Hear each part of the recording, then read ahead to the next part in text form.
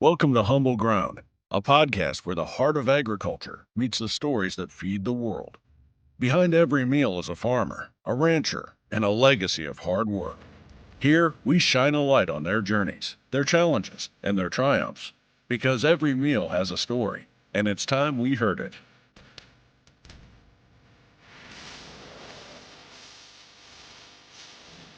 Hey everybody, welcome to the next episode of Humble Ground.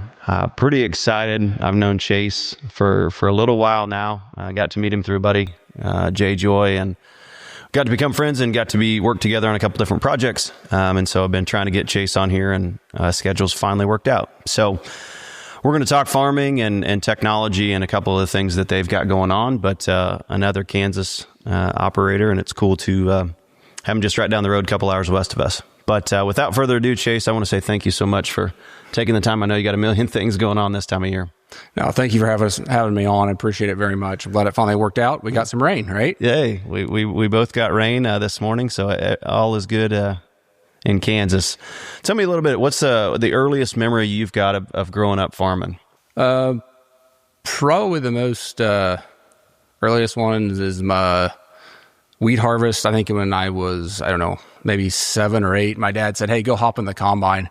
And I was with my mom, and we were bringing lunch out to the crew, and he was joking. I wasn't taking it as a joke. So I went and hopped in it. They didn't really see what I was doing. I kind of was just hanging around the vehicle, and then I snuck in the combine and fired it up and turned the separator on and took off. And I got a little bit of a rear chewing at the time. And my dad was like, I wasn't serious about that, but I was cutting wheat and he was chasing me down the field. Hey, what a better way to learn. It's so fun to see, like Sean and Kelly. I remember last year, a couple years ago, they've got a boy in one of my boys' class, and I come out and Dax is out running the grain cart like the back of his hand, and I'm like, I was blown away, truly blown away. And then their daughter drove up in the Gator, and she's like, "You need to ride out to the field." I was taking sunset pictures, and they've got them hanging on the wall. She's like, "You need a ride?" And I'm like, "Damn, you guys operate these better than most adults do." But I think that just comes with, again, being around it. So was your dad first generation? Was grandpa farming? Like, what's the history of your particular operation? Yeah, so I'm the 6th generation. And so we still farm some of the ground that was homesteaded, so which is pretty cool. Kind of a little bit of history. Bestifor means grandpa in Danish. So my dad, their parents got married. One was an Larson, and the other one was an Larsen, and got married. And so they had to figure out, okay, we can't have 2 Grandpa Larsons. So one was Grandpa Bestifor, the other one was Grandpa Larson. Really? And from there, Grandpa Bestifor was killed in a car accident December 13th, 1972. And my dad was still in college, and my Uncle Kent was in college, and they... Grandpa Bestifor was at fault in the accident, and the family was sued, and the ground was all sold at the courthouse steps. Oh. And so my dad and my uncle, they got out of college, came back, and decided, hey, let's give farming a little bit of a try, and started and rebuild it from there. Wow. Yeah, that'd be a tough thing to just jump into. So yeah. When was that in the 80s then, or what? Yeah, that would have been like 1974 would have been my dad's first year. So this would be our 52nd year.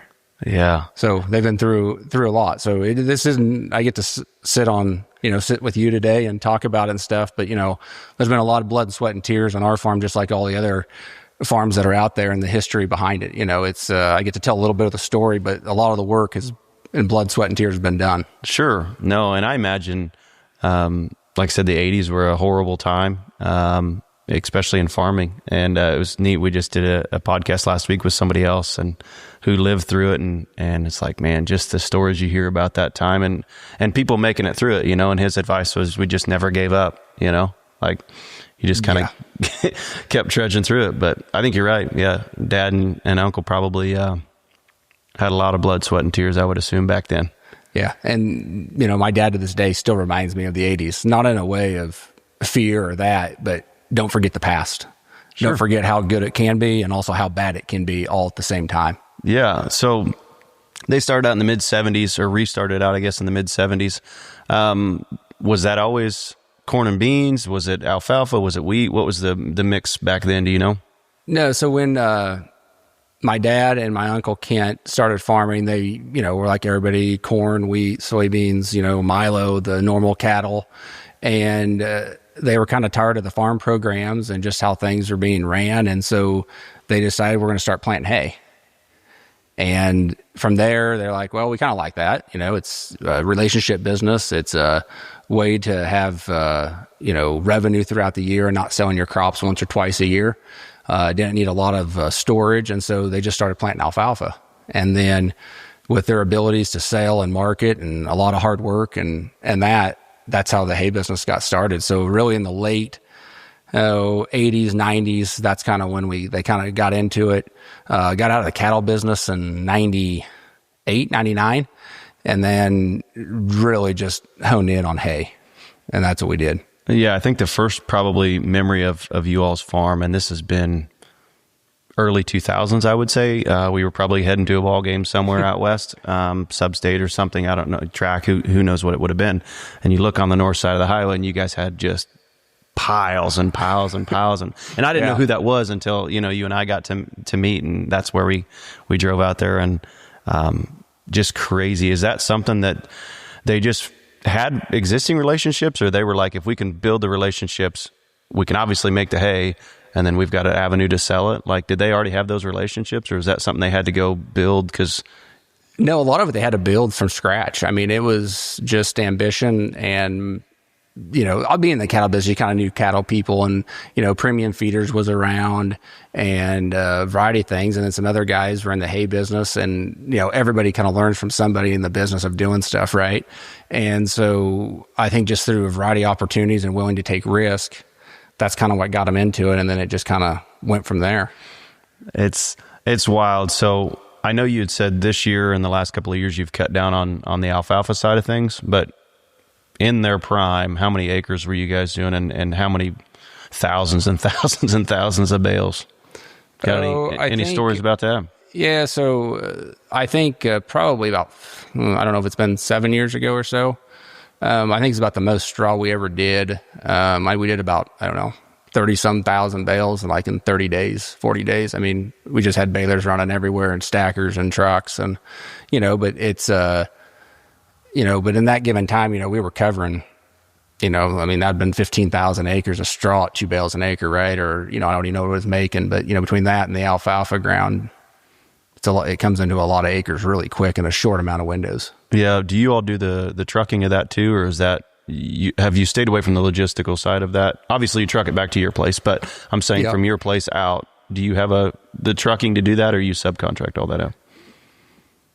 It's one of those things. It's a necessary thing to be in the hay business because you can't always hire it done. So we went from just directly farming into the Bestifor hay, which then we needed to control logistics and help our customers out. So then we started Larson's of Kansas because we had to build out our distribution of how do we get this product out of here. We're not a Denver or a Kansas City or Wichita where you just got excess trucks all the time. Sure. But we are one fantastic corridor of the United States between 36 and 81. So there is a lot of traffic and it keeps going up. So there is more opportunity to get backhauls or third-party carriers. But no, we started our own kind of trucking side of it as we needed to control, shipments to customers and making sure that we could do year-round contracts and there would never be hiccups. Yeah. How much of that hay ground is irrigated as compared to dry land out where you're at? Right now we're predominantly all irrigated, but usually it's usually about half and half on the dry land to irrigation stuff, just to make sure we always have the production. But we're in an area where we get where we need supplemental irrigation, so our annual rainfall is good, and we are able to raise a lot of alfalfa there. It's awesome to see. I'd like to talk a little bit on the crop side of things. Your dad and uncle obviously did milo and corn and beans and all that kind of stuff. What are you doing today as compared to what they started doing back 70s, 80s, 90s? You still do any milo, any wheat, any stuff like that? Or are you primarily corn and beans? Right now, we're pretty much all corn. This is the first time in 10 years I planted any soybeans. So, don't know if it's right or wrong, but we want to be good and really good at one thing or maybe a couple things. You get stretched so thin trying to do milo and corn and beans and this and that. And obviously just with machinery, we're just looking for a simple model that's scalable. And we think this is one that works for us, at least, and where we're at. But, if we are planting other crops or commodities, it's either for a rotational purpose to get to corn, or we're trying something to say, okay, maybe that's what we ought to be doing more of. Like maybe there is a balance between what we're doing, but we like the residue we get. We like the moisture it pulls. We like the environment for the soil health that it's providing us. How many acres of corn do you do then if you only did a handful of beans? We're doing, 12,000 acres of corn. Yep. So keeps you a little busy. Yeah. Keeps us pumping. How many people you got to have to keep things moving at planting and harvest? I think people don't understand how many hours people spend in the field and how much actual labor it takes to make that move, I guess. Right now, it takes probably about 20 guys between the planting, the spraying, just keeping the hay going out. And then the same thing for fall harvest, having your own grain facility and the dryers running and people going and the combines coming in. It just takes an absolute teamwork, which is, every operation has their own niche and their own team, but it's really fun to watch when it all clicks. Yeah. You've got that facility on the north side of 36. Is that something that you all built, or was that a facility that was already existing and you kind of acquired that and modified it into what you all needed on the corn side? There's a little bit pre-me, but it was United Grain back in the day, and then we ended up buying it, and we ended up using all the flat storage there for hay storage. Yep.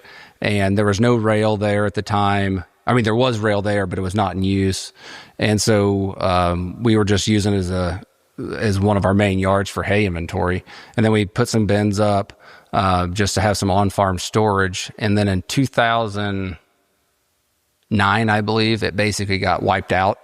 And we had to start over, and we've still to this day. It's kind of like, what do you do with a greenfield site, open canvas? How exactly would I want this? Well, there is a money problem at some point when you want to just start all over. Like, I want to put track in, I want to put all the bins in, put all the sheds. So it's been a work in progress and stuff. But we were just able to get the rail spur in last year.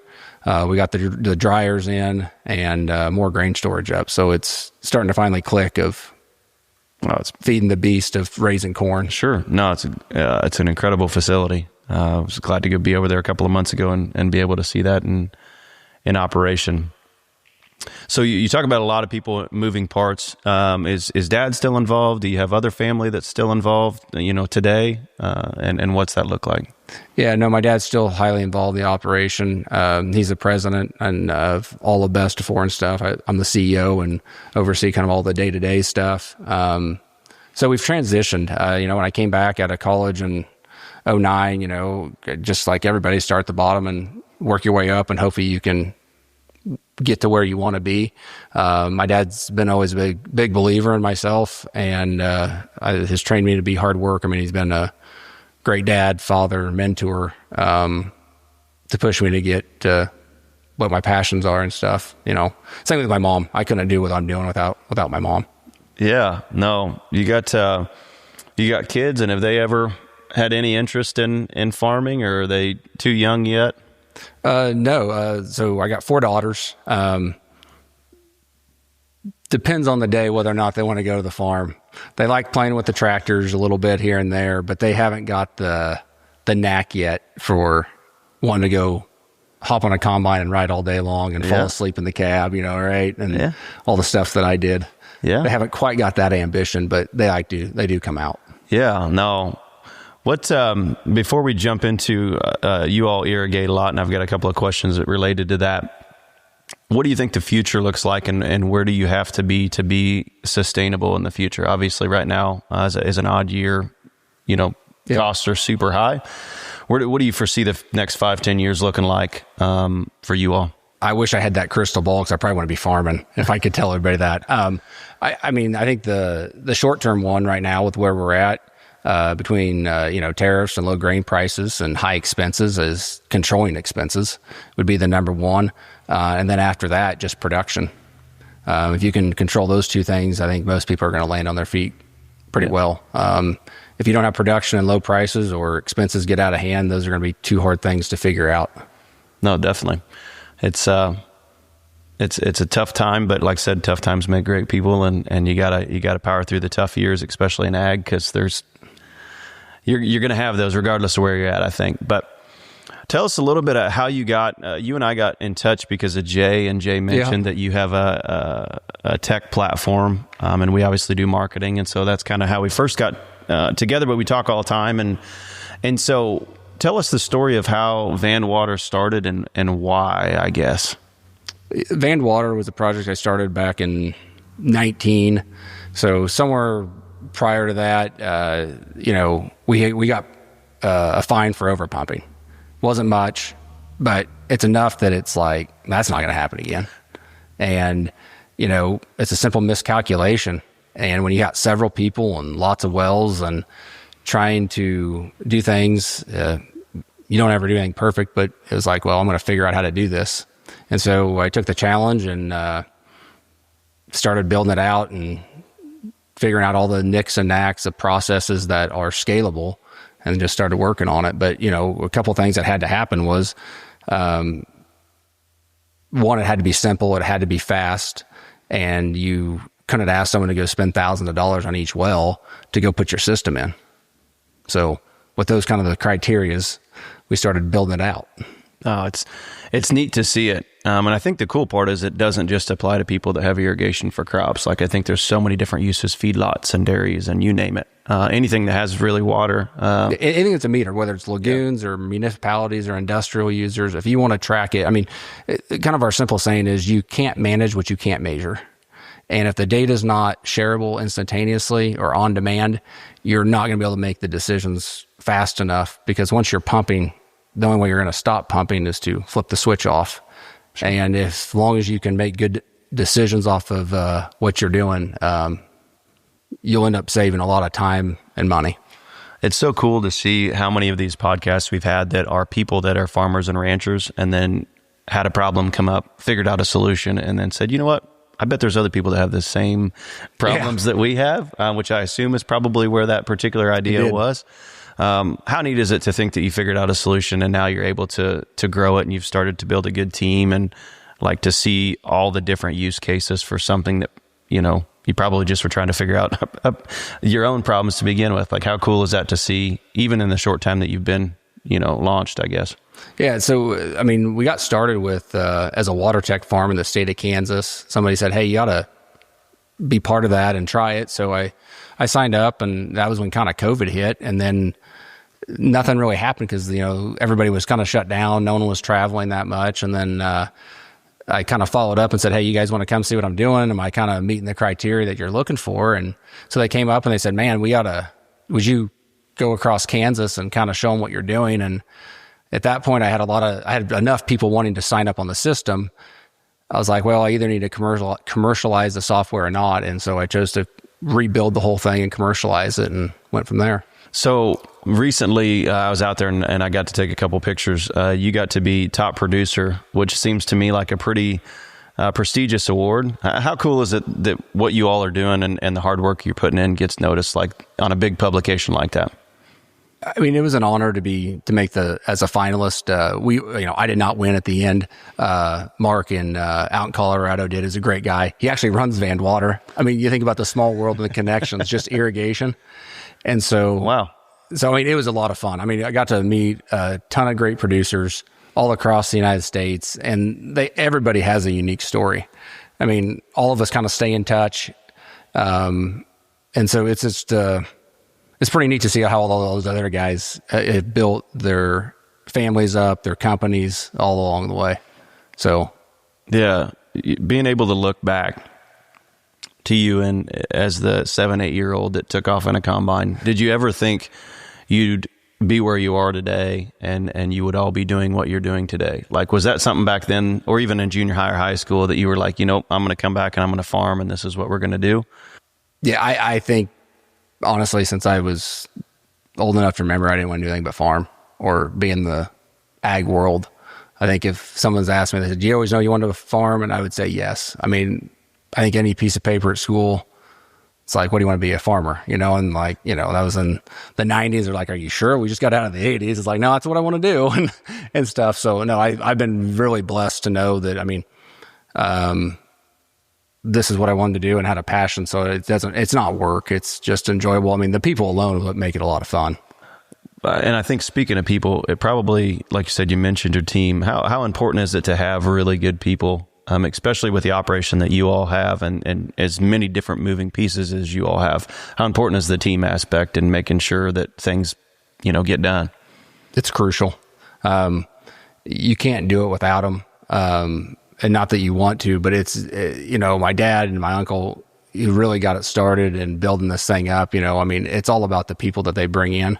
And then as we transitioned, when I came back, I brought back a different group of youth, right, to rejuvenate, to get some young blood back in. And that's where we're still at today. It's really fun. It's enjoyable.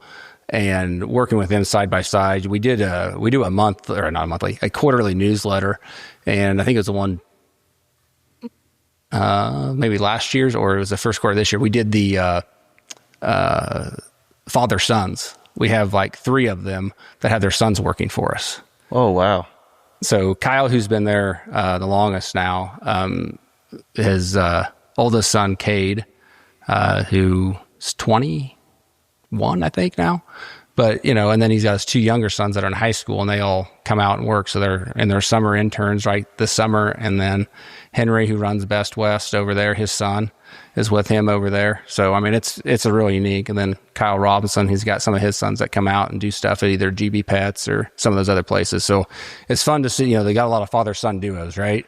And so it's pretty fun to see that in the community. And I think that's the coolest thing about ag is just the generational, whether they own and operate it or whether they just work in there. I think if people are happy, they, want their kids to be a part of it. And so it's cool to see how all that ties together. What would you say is the hardest thing? I think ag, people don't understand how hard it can be sometimes. There's a lot of good years, but what's some of the hardest things that you've had to figure out, and get through? Yeah, I think you kind of know my history, a little bit of history. Probably, by far the toughest thing was my wife passing in 19, and just the crew we had at that point, and even to this day, they still give my family, myself, just a ton of support, let alone my parents. But yeah, the whole ag thing, the mental stress of honestly praying for rain is, we're the biggest, big gamblers. The dairies, the cattle feeders, the farmers, we love taking risks. And, but there is a big mental stress to all of those things. There's always debt involved somewhere. There's always production issues. There's always this issue. And right now there just seems to be a lot of variables that weigh on a lot of people. No, and I think, we just had that episode last week or 2 weeks ago that was just about that specifically. And so we're trying to do our best, because I think it's right. Like a lot of people just want to put their heads down and work through it. And there's some of those things you can't really outwork. And you got to ask for help, whether that be from friends or family or whatnot. What advice would you give to somebody that's wanting to move back home, wanting to get into farming, like you did? You came back out of high school and knew that you wanted to do it, but there's probably a lot of people like you, and right now it's probably a tough time to probably make that jump. But what would you say to somebody that's thinking about it? I think the first one is make sure you want to do it. It's not easy, no, but it's enjoyable. And if you're willing to work extremely hard and you love what you're doing, you'll be just fine. But if you're like, I don't know if I really want to do it, I would tell you probably don't take that jump. It's a little risky. It's a little risky. What's the greatest piece of advice you ever got from anybody over the years, whether that be dad, whether that be somebody in the industry? Anything stand out in your mind? Constant progress is better than delayed perfection. Just keep moving. It's never going to be right. It's never going to be that good.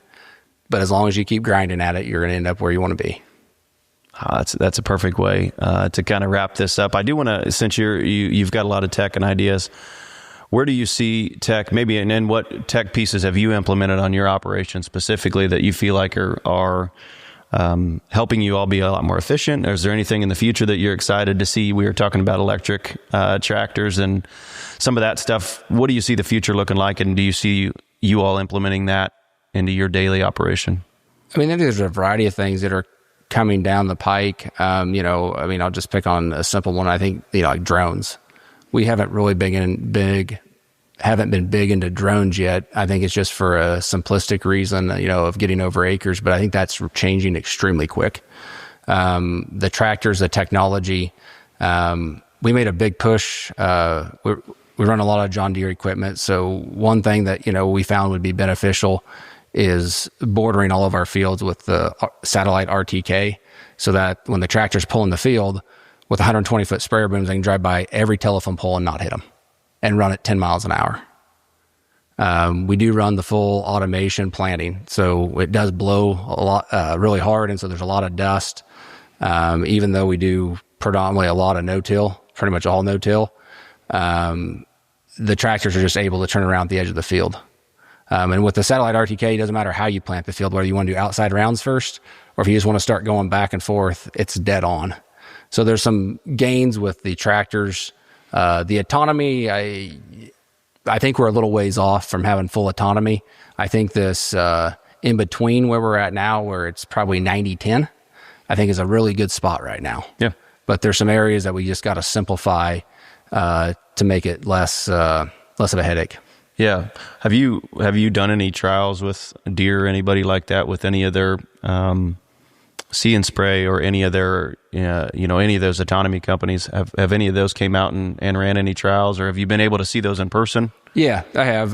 They had some out on our farm, I think 4 years ago. Where you're starting it from your phone and watching it go back and forth, and they were out just grabbing some more field data this year. I mean, I think they've been back every year and stuff, so it's really enjoyable to see what the progress they're making and being able to be part of that. Yeah, how far do you think that's from being to where it would be something that would make sense for your operation? There's so many factors that come into that answer. I mean, one is cost, 2, labor, 3, how much more am I going to get out of it? Does it do all of the practices, or does it just do one? There's so many things before you say, yeah, I'm willing to invest in that. I do think we're a ways off in some areas, but like where we're at now in this, I want to call it 90-10, 90% autonomous. I mean, I think we're in a really good spot. I think that last 10%, just like any project, is really hard to get the last 10%. Sure. But yeah, they're making such leaps and bounds. And even in drones, we get to see a ton of drone technology. Yeah. We have for the last 3 years, and it's definitely starting to make a lot more sense. And you're starting to see a lot more of it. 3 years ago, I think Co-op had one here, and it was just as a trial basis. And now we travel the country and they're everywhere. Yeah. And they're starting to really start to pencil out and validate them in a lot of different use cases. And so I think it's exciting to see where the future's headed. But yeah, I think the AI and how that's going to change agriculture is going to be a whole nother different perspective. I mean, right? That's where all the cameras and reading all this stuff. I mean, the satellite imagery, all of this is only going to get better and better. And once we have a lot more timely information that you can do something with the data instead of always being reactionary, it will definitely change agriculture once it's all very proactive. I guess the last thing that I want to ask is, how neat is it to be a part of the American agricultural system, from raising grain to obviously hay to all the other things you do, and then also being able to give back to farmers and ranchers on the software side and make their lives easier. How cool is it to be a part of agriculture for you? It's truly a blessing. I mean, honestly, it is, being born in America, it's a blessing to be here and in the country we live in, but then to be part of such a small niche of a community. If we are the 1%ers, raising all this food and doing it, it's an honor to know that we're doing a pretty awesome job at it in all sectors. And we are tremendously better off today than we ever have been. But, it's with the technology and the resources we have, and we keep making really good strides. The whole industry does. No, that's awesome, man. It's a great way to end. Well, I want to just tell you thank you so much. I know we've been trying to plan this out for quite a while, and I'm glad we got it. But we'll put links to everything they've got going on. Check them out because they got an incredible operation, several great businesses. For everybody watching, thank you so much for watching. Make sure to like, subscribe, share, and we'll catch you at the next one.